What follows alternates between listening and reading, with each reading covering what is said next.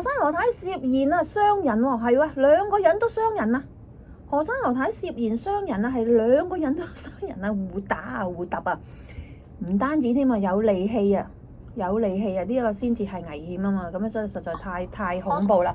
咁咧就話咧早上啊8點幾，夫婦兩人咧就喺呢個屯門嘅青田村清順樓25樓升降機大堂爭執吵架，好彩喺出邊咋。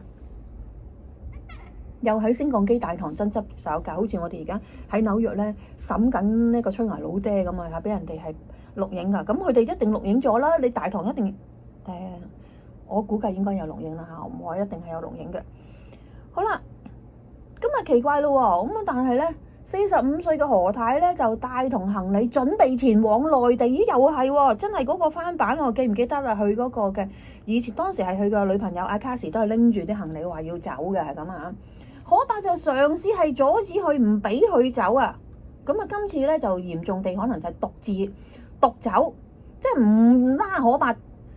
喂，咁啊點知你翻唔翻嚟㗎？唔拉佢喎，咁於是乎咧喺呢個情況之下咧，嗱呢度係比較多咗一啲嘅消息嘅，因為琴日其實啲人咧爭相咁講嘅時候咧，即係所有嗰啲嘅 YouTuber、KOL，其實我哋冇資料，咁啊喺度讀聽完我都唔知佢講乜，冇點啊？點打法啊？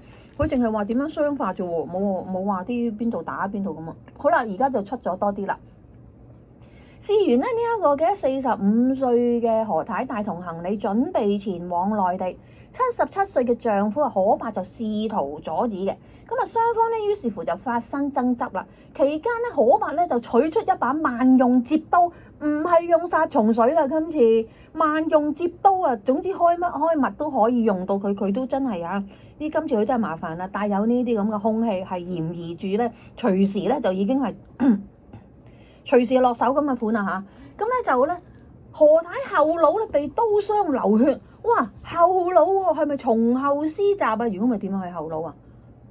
傷口咧就長約2寸，唔少嘅喎2寸喎。咁啊可伯咧就被阿何太於是乎就梗係擒拿手一手咬落去啦嚇。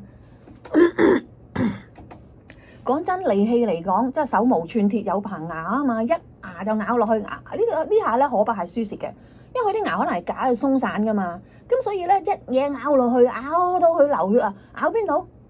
都係咬佢嘅左手手指啫，一下咬落個手指嚇，容易咬啲啦。可能食慣嗰啲咧，白雲鳳爪啊，或者係即係食慣嗰啲咧，我唔識講啊，嗰啲雞腳啊嗰啲咁嘅嘢啦嚇。